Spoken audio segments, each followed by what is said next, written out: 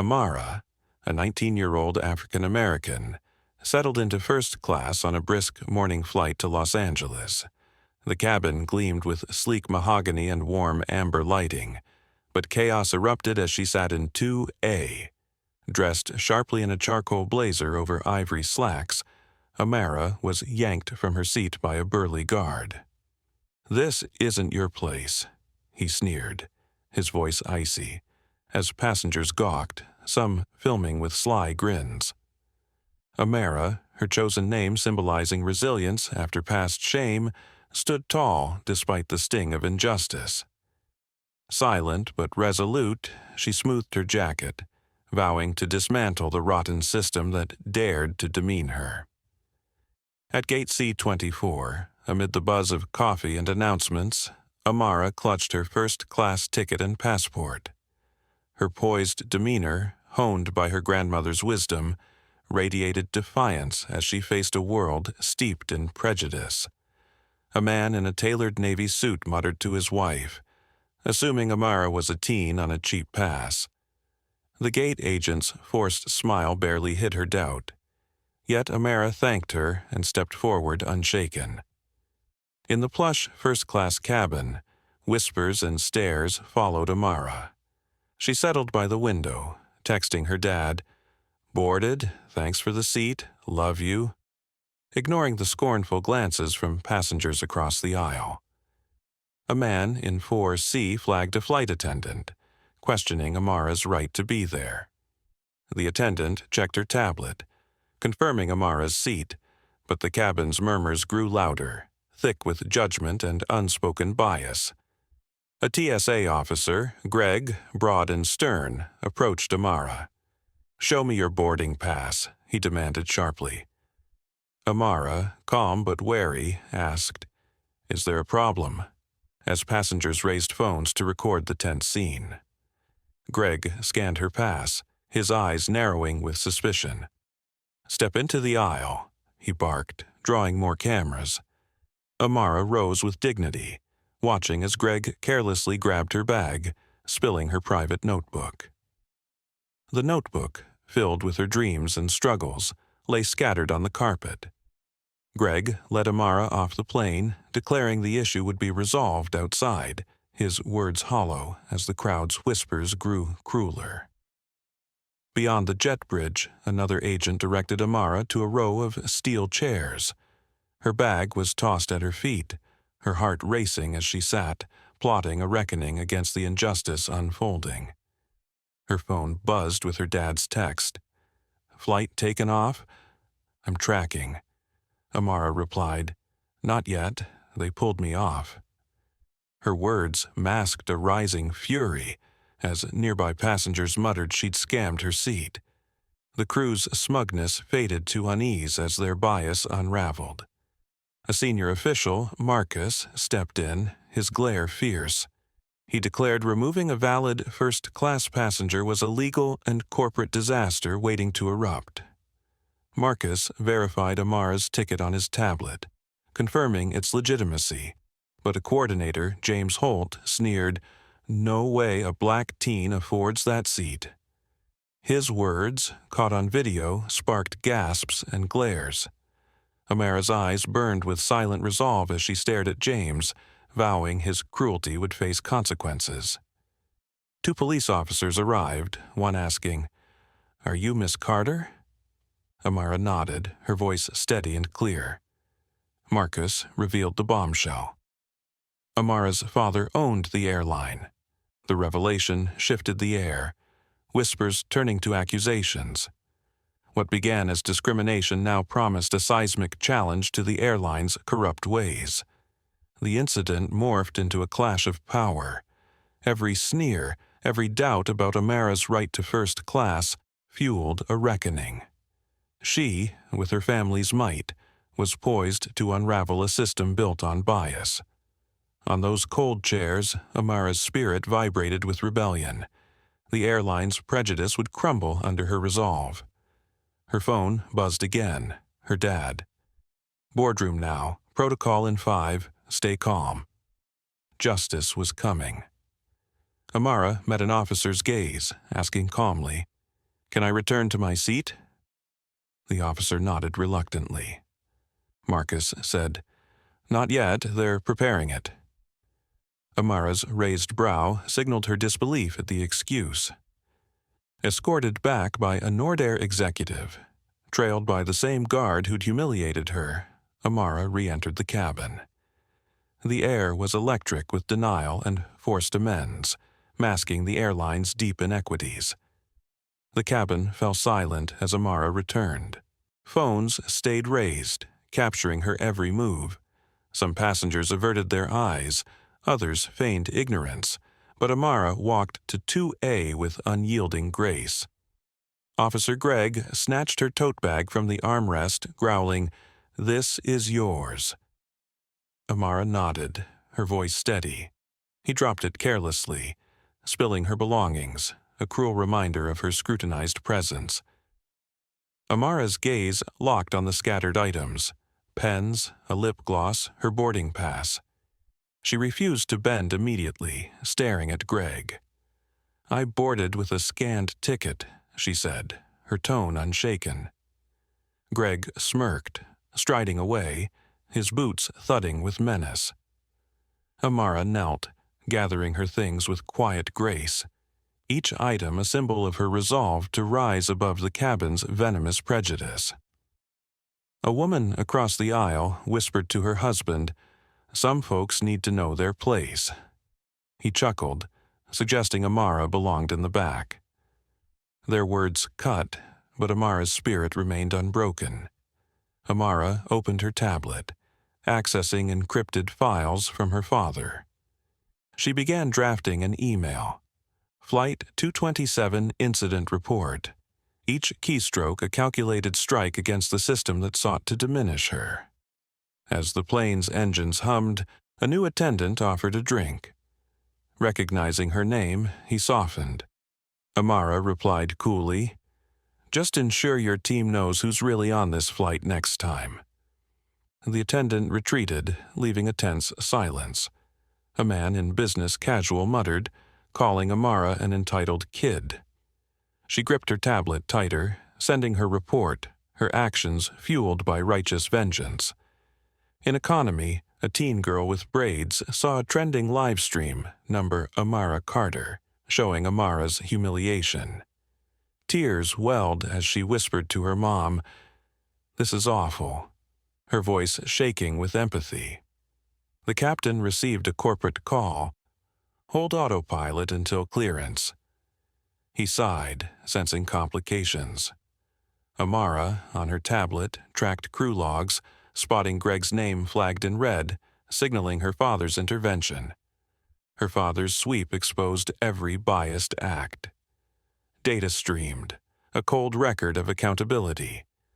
Amara trusted justice was near, but the cabin's hostility persisted, each glance stoking her resolve to fight harder.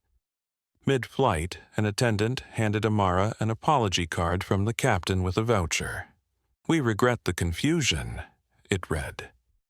She folded it shut, the shallow gesture failing to mask the deep injustice. A woman who'd mocked Amara leaned over, sneering, "What's it like being the token win?" Amara met her gaze, replying evenly, "I'm not your token, and I don't exist for your comfort." The woman paled, her husband shifting uncomfortably. Amara resumed her report, every whisper fueling her mission to turn humiliation into a public reckoning, her inner fire burning brighter with each slight. As meal service began, an attendant, Diane, approached with a fake smile. "Miss Carter, please come to the galley. Corporate needs to clarify a passenger report issue." Amara's eyes narrowed, sensing a trap. "Am I being asked or ordered?" Amara said firmly. Diane's reply was chilling. "Cooperation is best, or we'll alert security on landing." Every eye watched as Amara stood, clutching her tablet. Diane led Amara to a dim, locked crew rest area, not a galley.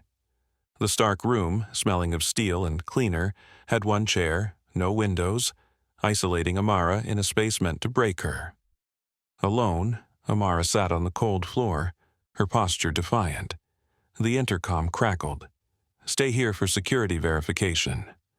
The cold voice underscored her isolation, a deliberate attempt to strip her dignity. Amara tried her phone, no signal. The crew call button was dead. Minutes dragged, each second fueling her resolve. This wasn't a check, it was detainment, a calculated move to silence her presence. Diane returned with a clipboard, offering no water. "We're confirming your status," she said flatly. Amara asked, "Am I suspected of something?" Diane shrugged, dismissing her as a mere inconvenience. Before leaving, Diane sneered, "Next time, fly with your parents." First class isn't for solo teens with big egos. The door locked, leaving Amara in solitude, her resolve hardening against the cruelty. In the dim room, Amara scanned for cameras. None. No windows, no vents, just isolation. Each second steeled her mission to expose the airline's rot, her spirit unyielding despite the oppressive confinement. Her mind raced, mapping the airline's corruption. Executives, policies, names. Each file on her tablet became a weapon. Though physically trapped, her plans for justice grew, promising a devastating counterstrike. The journey to Los Angeles became a battlefield. Social media trended number Amara Carter, her father's sweep exposing bias. In that cell, Amara transformed from victim to victor, her isolation forging an unstoppable force. Muffled intercom announcements hinted at the outside world. Amara recalled Greg's cruelty, passengers' sneers, the shallow apology card. Each memory etched a vow. Every perpetrator would face accountability for their actions. Marcus and executives entered, their faces grim but resolute. They whispered plans to contain the crisis, unaware Amara's resolve was the catalyst for a reckoning that would shake Nordair's core. The flight's final stretch was a dance of fury and silence. Nordair's team logged every detail, preparing for a global audience. Amara, unbowed, stepped off the plane, her dignity a blazing shield. As passengers exited, social media erupted with Nordair's crisis. Amara, no longer silenced, walked forward, her father's sweep exposing systemic racism. Her story wasn't revenge. It was a public demand for justice. News outlets seized the story. Airline humiliates CEO's daughter. Whistleblowers emerged, and social media forced skeptics to face systemic bias. Amara's email and files became the backbone of a historic lawsuit. Nordair's containment failed, sparking outrage. Amara's isolation had forged her into a weapon of truth. Every cold minute in that cell deepened her resolve to ensure the world saw prejudice's cost. With her dignity restored, Amara emerged not as a victim, but a force.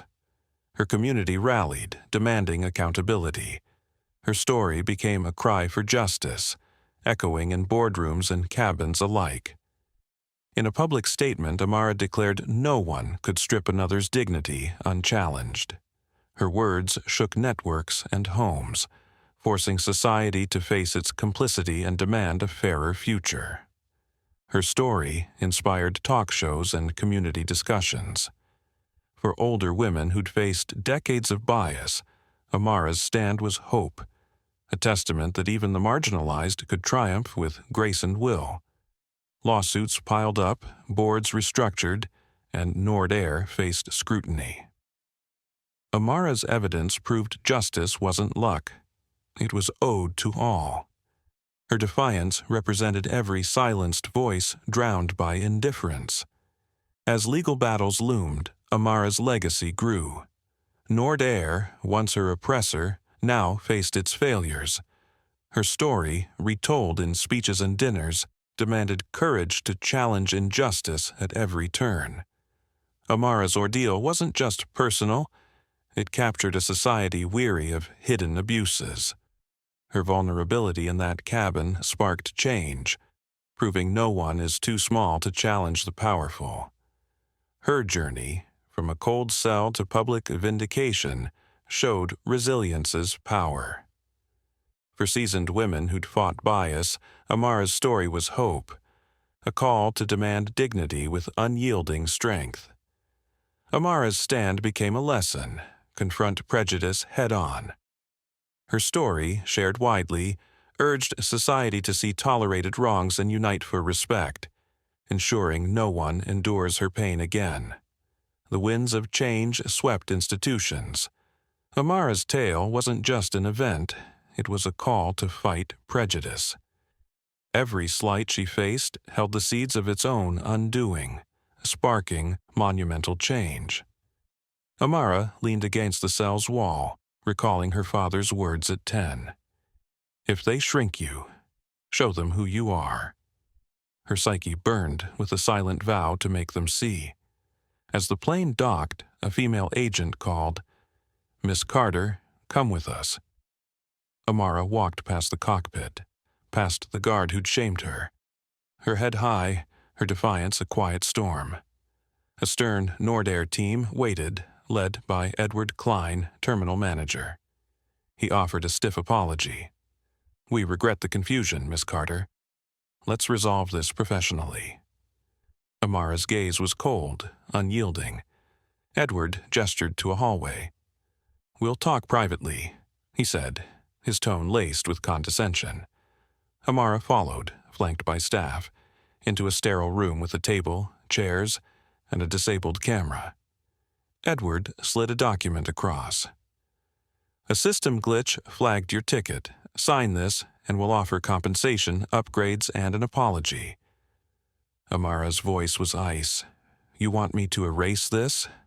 Edward pressed. "Going public will twist this against you. You'll seem angry, ungrateful." Amara's stare was lethal. "I'm not worried about my image. I'm setting a precedent." She stood, unbowed. "My lawyers will contact you," Amara said, pushing the paper back. Edward faltered as she exited, her resolve ablade. Above, a technician, unaware of her father's backup, deleted key footage. Amara's father, Nathan Carter, had synced all data to a secure archive. Every slur, every frame was preserved. The truth was untouchable, and Nordair's reckoning was only beginning to unfold. Amara's saga gripped the nation, a tale of defiance against entrenched bias. Her stand exposed Nordair's rot, sparking a fire that no corporate spin could douse, as truth became her ultimate weapon. For women who'd endured decades of injustice, Amara's courage was a beacon. Her journey from shame to triumph showed that resilience could topple even the mightiest systems with grace and fierce resolve.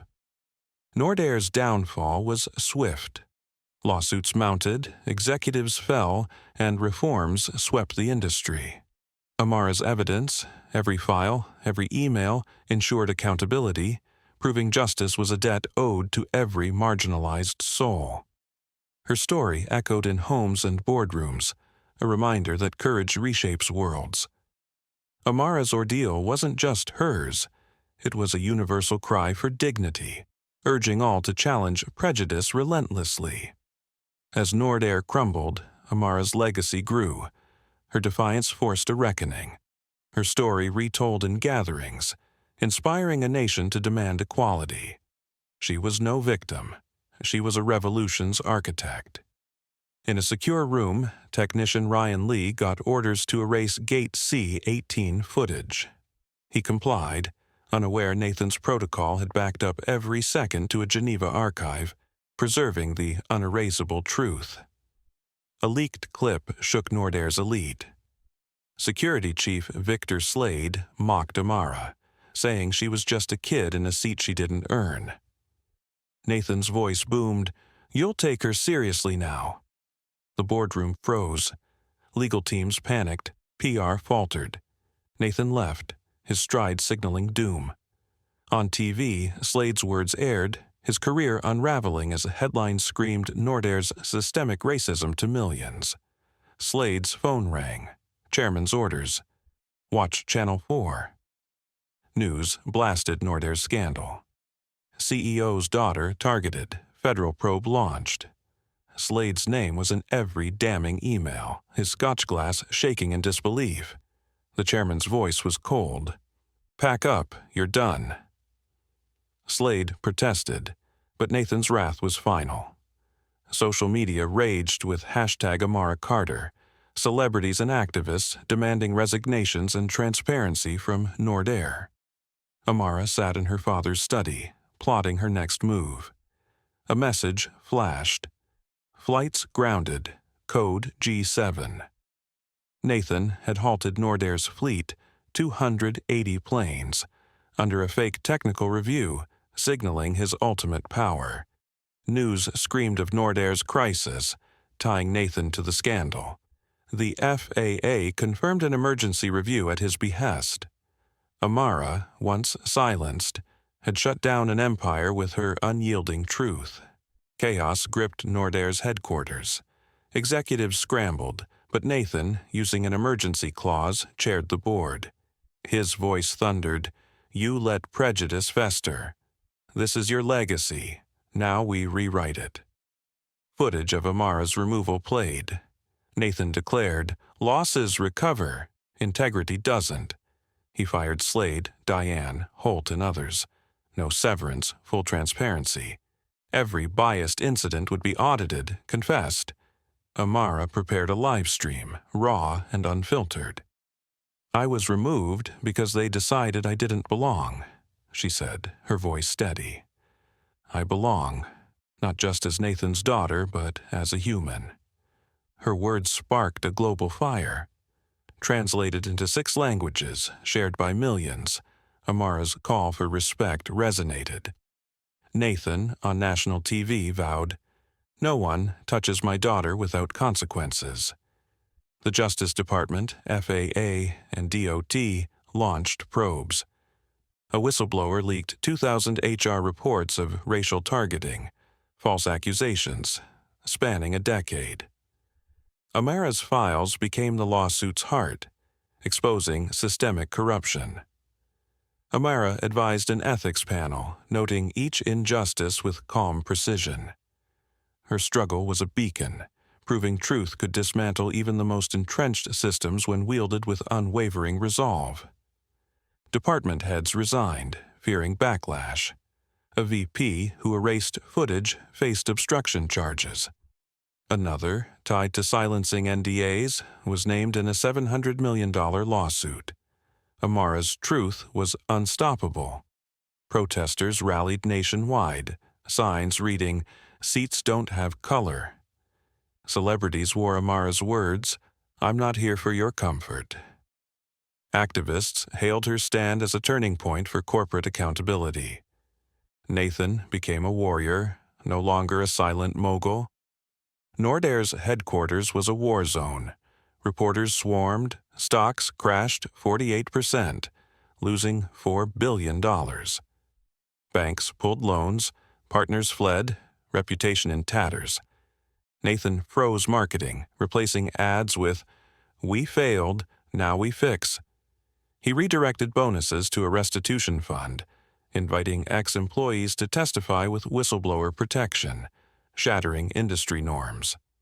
At a summit with DOT, FAA, and civil rights groups, Nathan unveiled reforms: mandatory bias training, third-party audits, a federal discrimination registry. Skeptics wavered, but his intent was undeniable. Slade, disgraced, claimed he followed orders. Social media looped his mockery, protests hounding him. Book deals vanished, his arrogance now a cautionary tale of prejudice's cost in a connected world. Diane, who locked Amara in the galley, faced union charges, her license suspended. Her apology was dismissed as hollow. A lawsuit named her as a symbol of frontline racial profiling. In 72 hours, Nordaire's mighty fell.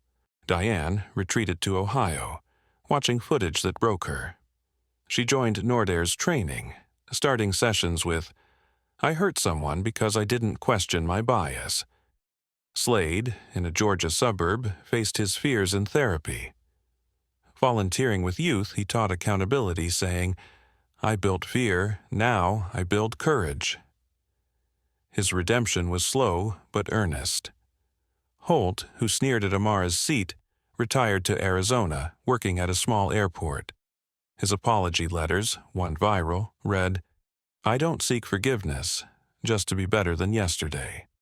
Amara's reforms weren't just vengeance, they sparked hope. Her journey from shame to advocate proved discrimination's cost. Nordaire's flagship program, the Amara Standard, symbolized a new era of dignity for all. Nathan watched the Amara Standard's unveiling remotely, proud. He'd risked everything to protect her, redefining Nordair to treat passengers as humans, not numbers, through her unyielding fight for justice. Amara, once told she didn't belong, now shaped who sat where. Protesters chanted, "We fly with truth." Her words, "Not here for your comfort," adorned shirts, her voice a global call. Nordaire's changes were deep. Executives fired, policies scrapped, stocks crashed. But accountability rose.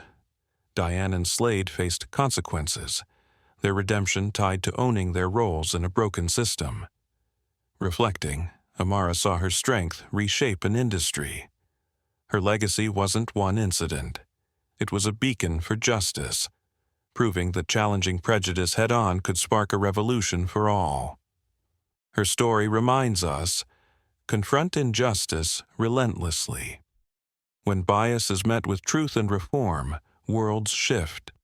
Amara's journey from pain to power shows dignity is non-negotiable, a lesson for generations. Amara vowed, "I'll rebuild the system." As probes deepened, resignations piled, and lawsuits grew. Her resolve hardened. Nordaire's rot was exposed, and she stood as a symbol of unyielding accountability. The VP who erased footage was arrested. Another faced a $700 million lawsuit for silencing victims. Public support swelled. Signs, shirts, and rallies echoed Amara's call for a world where the seats hold no prejudice. Nathan, now a corporate titan, led a war on bias. Nordaire's valuation bled billions, but he prioritized integrity. Partners fled, but his reforms set a new standard for corporate America's soul. By 8:32 a.m., Nathan strode into the boardroom with a binder of truth. 12 executives were escorted out, accounts frozen, devices flagged. By noon, the press had names, timelines, and undeniable evidence. Stocks crashed, banks pulled rates, and a UAE investor divested, denouncing Nordaire's ethics. The damage wasn't just financial, it was a reputational scar. Amara's denied seat a symbol of systemic failure. Nathan halted ads, redirecting funds to victims. He welcomed claims, offering protection, shaking the industry. Amara's pain had sparked a movement, proving one voice could topple a prejudiced empire. Nordaire's summit set radical standards, bias training, audits, a federal registry. Amara's evidence fueled lawsuits, her story a rallying cry. Even the mighty couldn't escape the truth she wielded. Slade's fall was total. Protests, canceled deals, contempt. Diane's charges and Holt's retreat showed no one was untouchable. Amara's stand forced all to face their roles in perpetuating bias. Diane, in Ohio, joined training, owning her shame. Slade, in Georgia, taught youth accountability. Holt's letters begged for growth. Their path, sparked by Amara, showed redemption through facing hard truths. Amara's reforms lit hope. The Amara Standard wasn't just a program. It was a vow that no one would face her pain again. Her legacy proved courage could rebuild even the most broken systems. Nathan's pride was quiet but deep. He'd burned prejudice's barriers for Amara, ensuring Nordair valued humanity. Her journey from a shamed teen to a justice icon redefined an industry's core. Protesters, celebrities, and activists amplified Amara's voice. Her silence had become a roar, demanding accountability. Nordair's fall showed that truth, when wielded by the wronged, could reshape the world. Amara's legacy wasn't just reform, it was transformation. Her story, from a locked galley to global change, proved dignity's power. She stood for every silenced soul, ensuring their cries would be heard. Her journey hit hardest when she refused to bend. If I were Amara, I'd document every slight, rally support, and fight for truth. What moved you most? Share your thoughts and location below.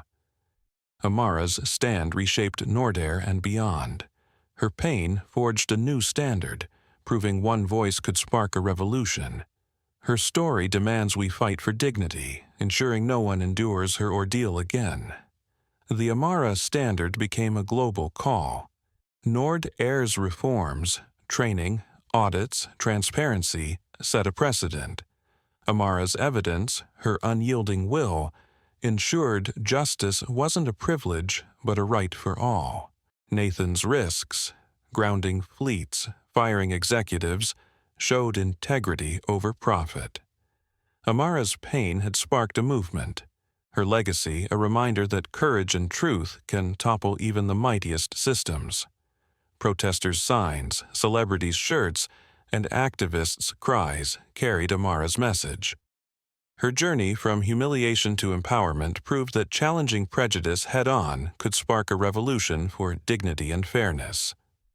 Nordair's stock bled, but accountability rose. Diane, Slade, and Holt faced consequences, their redemption tied to owning their bias. Amara's story showed that truth could rebuild a broken industry. Amara's reflection saw her strength redefine aviation. Her legacy wasn't one incident, it was a beacon, proving that confronting injustice with unapologetic truth could spark a revolution for all humanity. Her story reminds us, fight prejudice relentlessly. When bias meets truth, worlds shift. Amara's journey from pain to power shows dignity is non-negotiable, a lesson for every generation to embrace. Amara vowed to rebuild the system. As probes deepened, her resolve hardened. Nordair's rot was exposed, and she stood as a symbol of accountability, her legacy reshaping corporate America's soul. The Amara standard wasn't just a name, it was a promise. No one would face her pain again. Her journey proved courage could transform even the most prejudiced systems into bastions of fairness. Nathan's reforms, firing executives, grounding fleets, restored integrity. Amara's pain sparked a movement, her legacy a reminder that one voice, armed with truth, could topple a prejudiced empire forever. Protesters, activists, and global voices amplified Amara's call. Her silence became a roar, demanding dignity. Nordair's fall proved that truth, when wielded by the wronged, could reshape the world. Amara's journey hit hardest in her refusal to break. What moved you? If you were her, what would you do? Share below, tell us where you're from, your voice shapes a fairer future. What part of Amara's fearless fight for justice hit you hardest, and how would you stand up to prejudice in her shoes? Drop your thoughts below, hit that like button, and subscribe to my YouTube channel for more inspiring stories that spark change. Your voice matters. Join our community to explore courage, truth, and dignity, and let's build a world where everyone's seat is earned.